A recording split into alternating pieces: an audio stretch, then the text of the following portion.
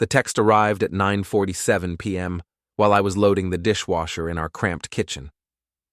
The notification sound, that cheerful ping Vera had chosen months ago, cut through the quiet hum of our suburban evening routine.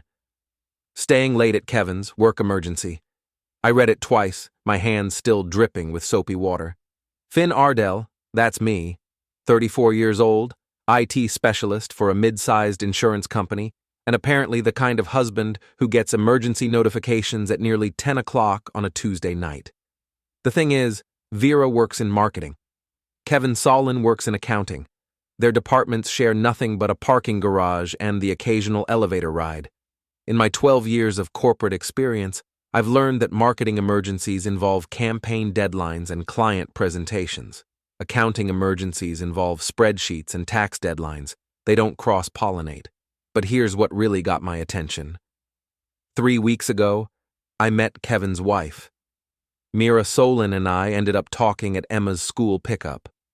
Our daughters are in the same 4th grade class, and we'd exchanged the usual parent small talk before. That particular afternoon, though, something was different. She looked tired. Not regular parent tired, but the kind of exhausted that comes from carrying secrets. "Can I ask you something?" she'd said, glancing around the pickup area. "Does your wife work late often?" The question hung between us like a loaded gun.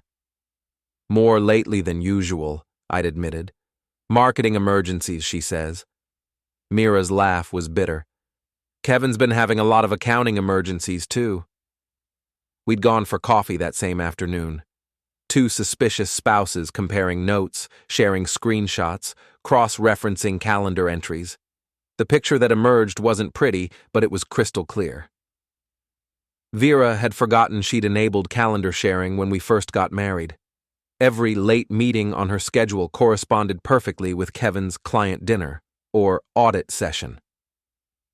14 months of synchronized deception laid out in neat little digital squares. Tonight, Mira and I had coordinated our response. I dried my hands carefully, picked up my phone, and typed 4 seconds worth of nuclear warfare. "Tell Kevin his wife says hi." Then I set the phone face up on the kitchen counter and went back to loading the dishwasher. The screen lit up for the first time at 9:52 p.m., then again at 9:54. By 10:15, the calls were coming every 3 minutes. I made myself a sandwich, helped Emma with her math homework, and watched the phone buzz against the granite countertop like an angry wasp. 47 times. 47 missed calls in 3 hours, each one more desperate than the last. I didn't answer a single one, but I let them all go to voicemail. Modern smartphones are beautiful things. They record everything, timestamp it, store it in the cloud. Evidence with a digital signature. Around midnight, when the calls finally stopped, I sat in my home office and listened to the progression of panic. Voicemail number 1 was casual deflection. "Hey, just got your message. Not sure what you mean. Call me back." By voicemail 19, the story had shifted. "Okay, look, maybe there have been a few times when Kevin and I, but it's not what you think." Voicemail 31 brought full confession. "Fine, you want the truth? It's been 14 months, but it wasn't planned, Finn. It just happened." Voicemail 43 mentioned the apartment, Kevin's investment property that Vera didn't know I knew about. The beautiful thing about digital evidence is its permanence. Every call was recorded, every timestamp logged, every desperate admission preserved in high-definition audio. Vera was building my divorce case 1 voicemail at a time. I saved each file to 3 different cloud services, emailed copies to my attorney, and went to bed. For the first time in months, I slept like a baby. The next morning, Vera was gone before I woke up. No note, no text, no explanation. Just an empty coffee mug in the sink and the lingering smell of her perfume. The expensive stuff Kevin probably bought her. I dropped Emma at school and met Mira at the coffee shop on Elm Street. She looked as tired as I felt, but there was something else in her expression now. Determination, maybe, or the kind of anger that burns cold and steady. "How many calls?" she asked, sliding into the booth across from me. 47. You? 32.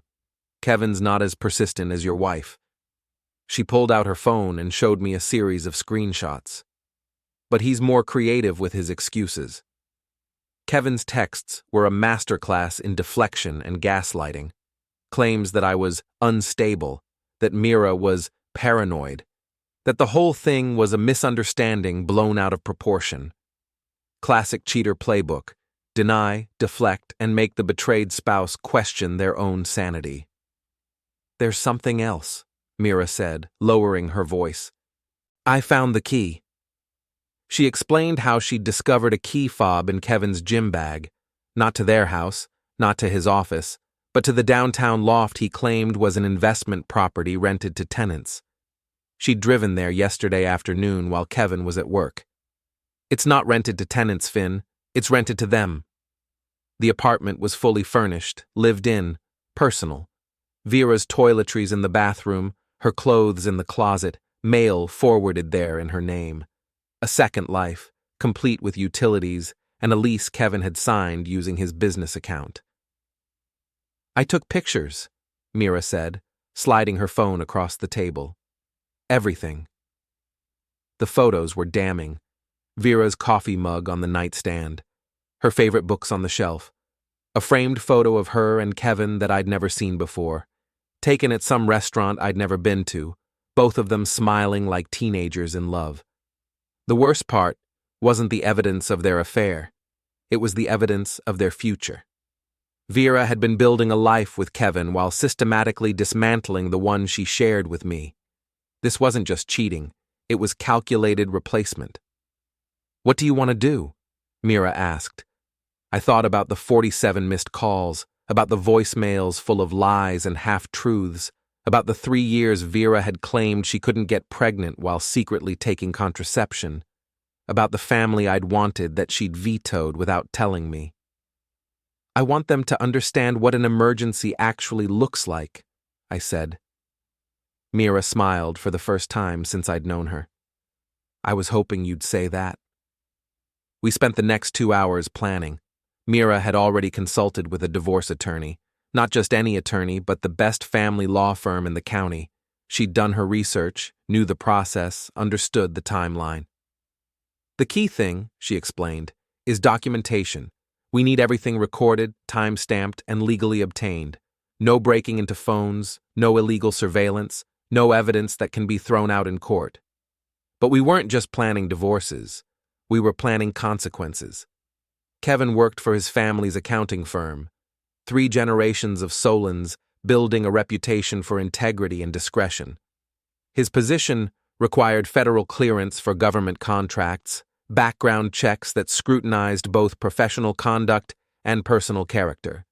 Vera's marketing job depended on client relationships and professional networking. Her reputation was her currency, and she'd spent years building an image as the reliable, trustworthy account manager who never let clients down. They'd both forgotten that reputations, once damaged, are nearly impossible to repair. There's one more thing, I told Mira as we prepared to leave. I think Kevin's been falsifying expense reports. I'd noticed it months ago, business trips that corresponded with Vera's marketing conferences, hotel charges that didn't match the cities where Kevin claimed to be meeting clients. At the time, I'd assumed it was sloppy bookkeeping. Now I realized it was fraud. If he's been using company money to fund the affair, Mira said slowly, that's not just cheating. That's embezzlement. We looked at each other across the coffee shop table, 2 betrayed spouses who'd just realized they were holding nuclear weapons. Emergency, I said quietly. They have no idea what's coming. The beautiful thing about working in IT is that you understand systems, how they connect, how they fail, and how they can be leveraged. The beautiful thing about being married to someone for 8 years is that you know their passwords, their security questions, and their digital habits. I didn't hack into Vera's accounts. I didn't need to. She'd given me access years ago when we were still pretending to be a team. Her credit card statements told the story Kevin's expense reports had been hiding. Dinners at expensive restaurants on nights she'd claimed to be working late. Hotel rooms in the city where we lived. Why would someone need a hotel room 30 minutes from home unless they were hiding something? Charges at lingerie stores, jewelry purchases, spa treatments that coincided perfectly with Kevin's business trips. But the most damning evidence was the medical fraud.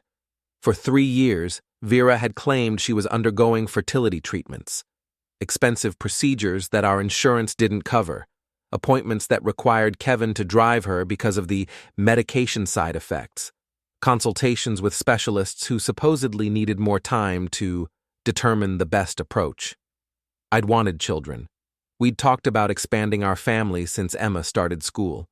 Every month that passed without pregnancy, Vera would console me with updates about the treatments, the adjustments to her medication, the doctor's optimism about the next procedure. All lies.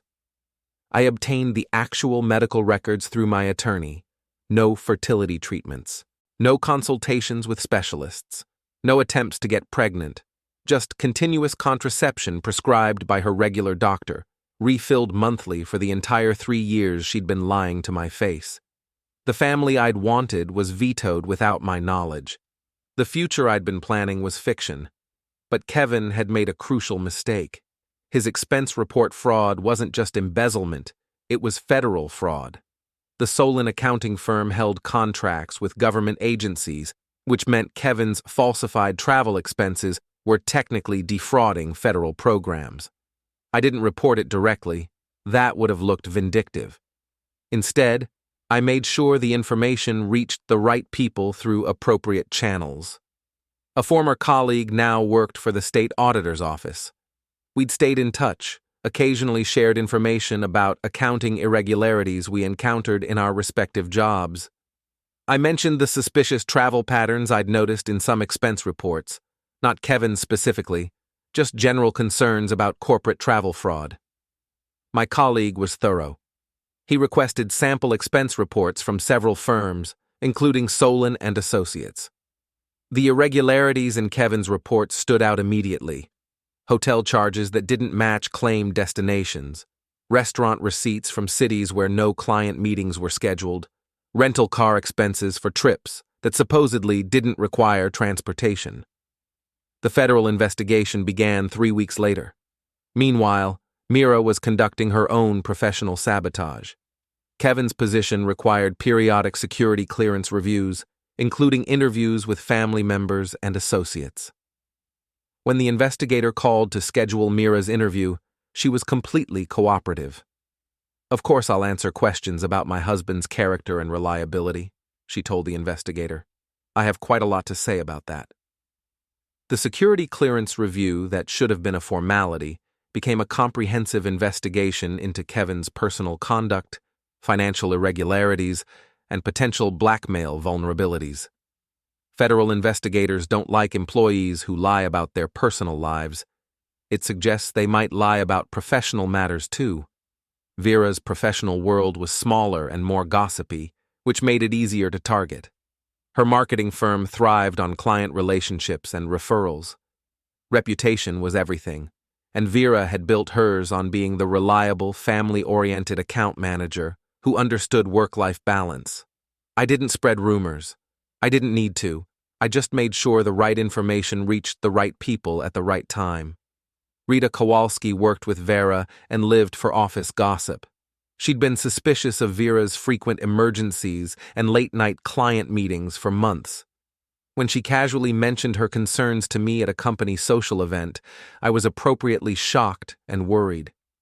"You don't think Vera would," I said, trailing off with just the right amount of disbelief and concern. Rita's eyes lit up. She smelled scandal, and scandal was her favorite currency. "I'm probably wrong," she said quickly. "But you know how Kevin Solen is always hanging around the marketing department lately, and they do seem to have a lot of meetings that aren't on the official calendar." I played the part of the concerned husband perfectly, worried but not suspicious, trusting but alert. The kind of man who would never believe his wife capable of deception until the evidence was overwhelming. Rita took the bait and ran with it. By the end of the week, half the office was buzzing with speculation about Vera and Kevin's professional relationship. The gossip reached Vera's biggest client, a conservative family business that valued traditional morals and professional integrity. They didn't cancel their contract immediately, but they did request a new account manager. "Nothing personal," the client explained to Vera's boss. "We just think a fresh perspective might be beneficial." Vera called me that night, panicked and confused. "Something's happening at work," she said. "People are acting strange. Rita's been giving me weird looks, and the Morrison account requested a different manager." "That's terrible," I said, injecting just the right amount of sympathy into my voice. "Any idea what might have caused it?" "I think someone's been spreading rumors," she said. "Malicious gossip about me and about my professional relationships." "What kind of rumors?" There was a long pause. "The kind that could ruin my career." "Well," I said carefully, "rumors usually start with some grain of truth. Have you done anything that might be misinterpreted?" Another pause, longer this time. "No," she said finally. "Nothing that anyone should know about." The phrase hung in the air between us like a confession. Nothing that anyone should know about. Not nothing happened, just nothing that should be public knowledge. "I'm sure it will blow over," I told her. "Truth has a way of coming out eventually." She hung up without saying goodbye. Kevin's father called me on a Thursday morning in March. Richard Solen was 72 years old, built the family accounting firm from nothing, and had a reputation for moral rigidity that bordered on the puritanical. "Finn," he said without preamble, "I need to ask you something, and I need you to be completely honest with me." My stomach tightened. "Of course, Mr. Solen." "Are you aware of any inappropriate relationship between your wife and my son?" The question hung in the air like a loaded gun. I could have lied, deflected, bought Vera and Kevin more time to cover their tracks. Instead, I chose honesty. "Yes, sir, I am." Richard Solen was quiet for a long moment. "How long have you known?" "Several months. I've been trying to handle it quietly, for the sake of the families involved." "The federal investigators contacted me yesterday," he said.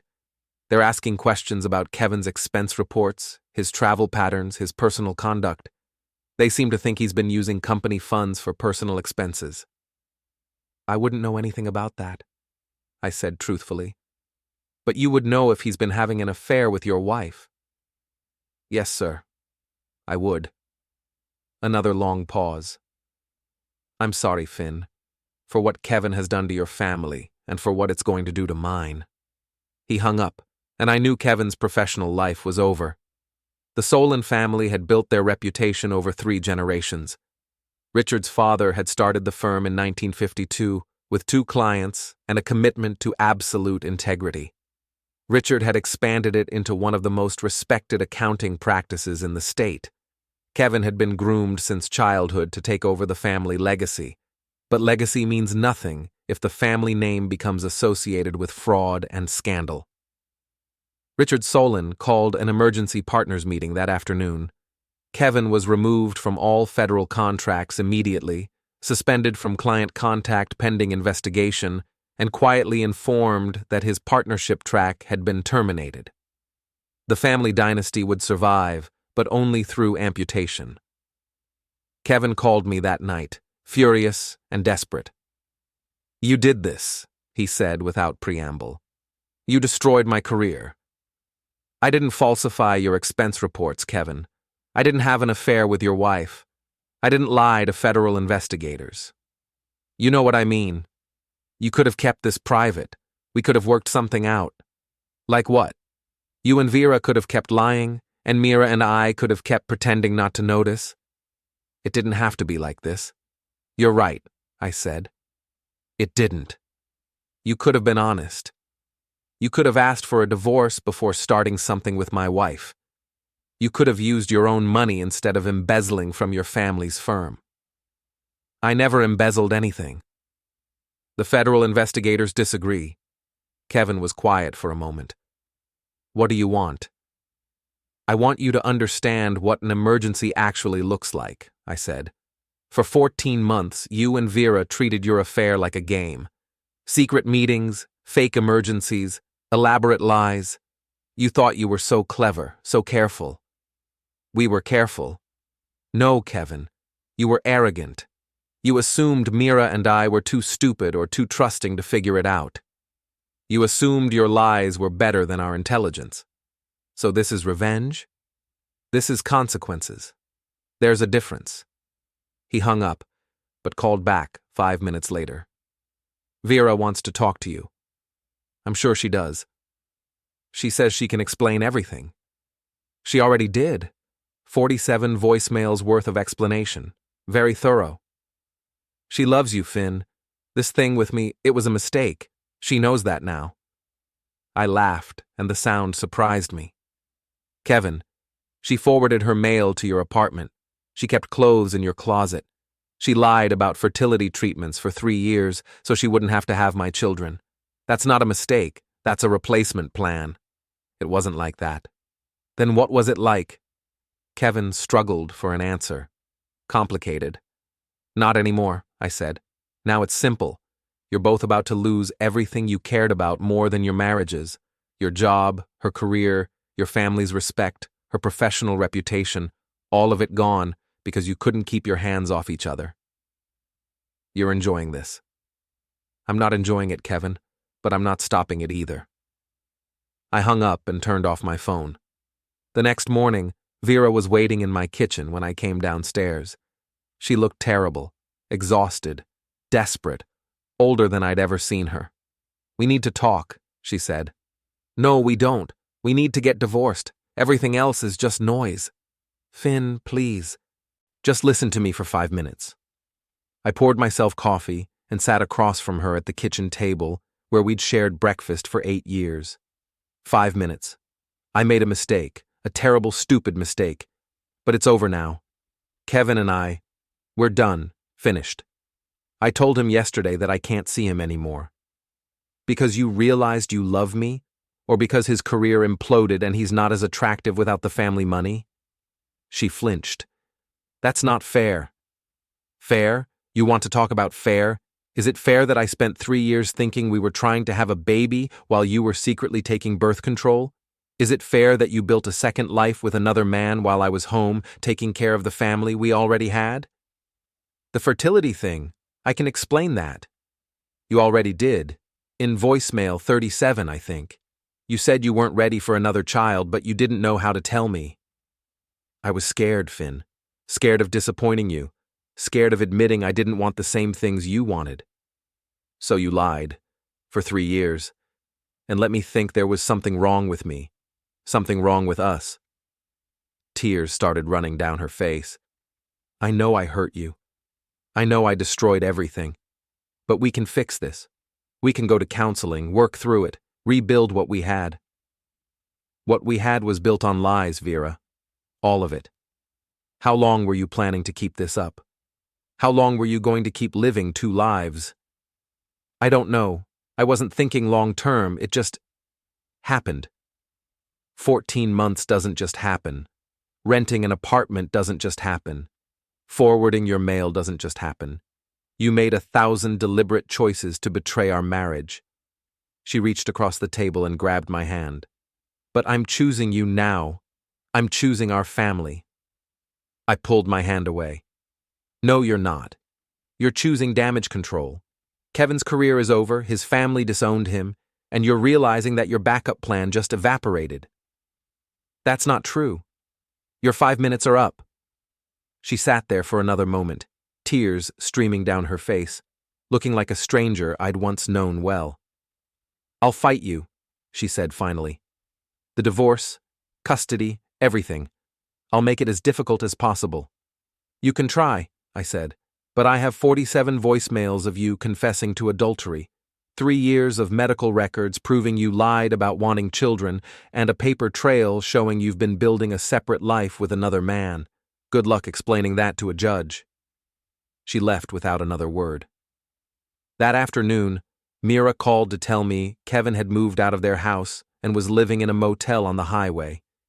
His security clearance had been revoked, his partnership terminated, and his father had stopped taking his calls. "How do you feel?" she asked.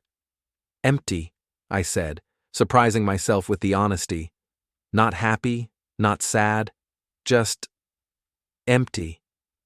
"I know what you mean. I thought I'd feel vindicated, but mostly I just feel tired." "Do you regret it? What we did?" Mira was quiet for a moment. "No. They made their choices for 14 months. We just made sure there were consequences for those choices. And now? Now we move forward, separately, but honestly." We hung up, and I realized she was right. For the first time in over a year, I knew exactly where I stood, exactly what was real, and exactly what came next. The emergency was over. The aftermath was just beginning. 6 months later, both divorces were finalized on the same day, a coincidence that felt like cosmic justice. I kept the house, got primary custody of Emma, and received half of everything Vera and I had built together. She kept her car, her personal belongings, and the debt from the apartment she'd shared with Kevin. Kevin lost his partnership, his security clearance, and his family's respect. The federal investigation resulted in restitution payments, but no criminal charges. Apparently, his fraud was extensive enough to be expensive, but not extensive enough to warrant prison time. Vera's marketing career survived, barely. She found work with a smaller firm at half her previous salary, managing accounts for clients who didn't know her history. Her reputation in the industry was permanently damaged, but not completely destroyed. The Solen family firm recovered by publicly distancing themselves from Kevin's actions and implementing new oversight procedures for expense reporting. Richard Solen retired early, turning the business over to Kevin's younger brother, who had always been the more responsible son anyway. Mira got the house, primary custody of her daughter, and a generous settlement that reflected both Kevin's guilt and his family's desire to avoid further scandal. She started her own consulting business and seemed genuinely happy for the first time since I'd known her. Emma adjusted to the new normal with the resilience that kids somehow manage. She spent weekdays with me and weekends with Vera, and if she was confused by the sudden change in our family structure, she hid it well. I ran into Kevin at a gas station 3 weeks after the divorces were final. He looked older, tired, wearing clothes that didn't fit quite right, the uniform of a man whose life had been downsized against his will. "Finn," he said, nodding awkwardly. "Kevin." We stood there for a moment, two men who had once shared the same woman and now shared nothing but uncomfortable history. "How's Emma?" he asked finally. "She's good, adjusting well." "And Vera?" "You'd know better than I would." He flinched. Vera and I aren't. That's over." "I know. Do you ever think about what might have happened if we'd handled things differently?"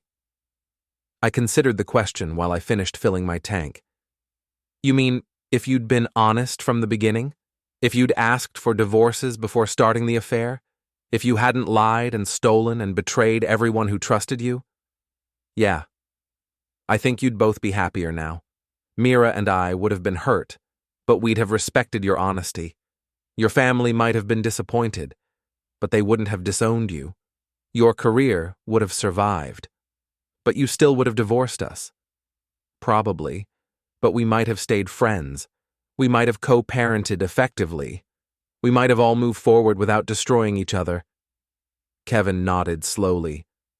"I think about that a lot."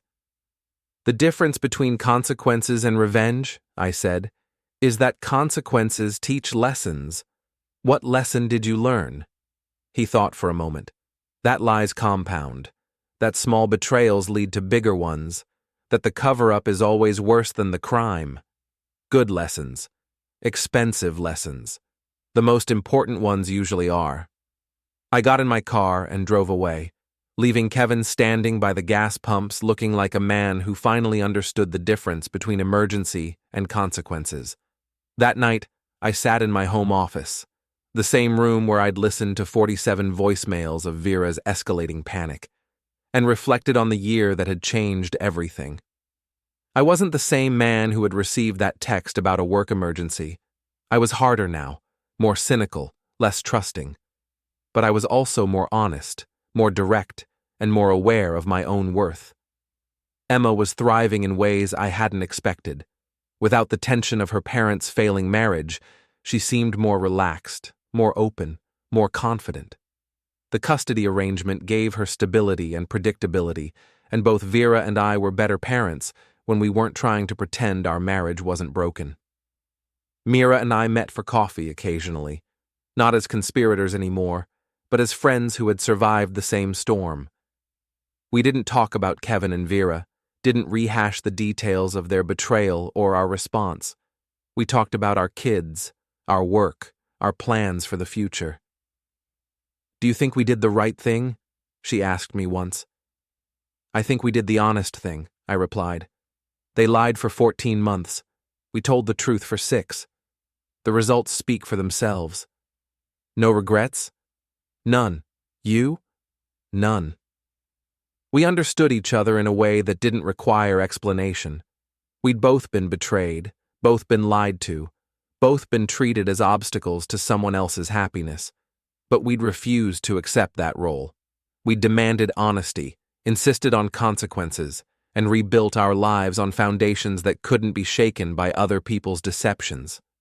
The emergency text that started everything, staying late at Kevin's, work emergency, was framed on my office wall now, a reminder of how quickly life can change when someone finally decides to stop accepting lies as truth.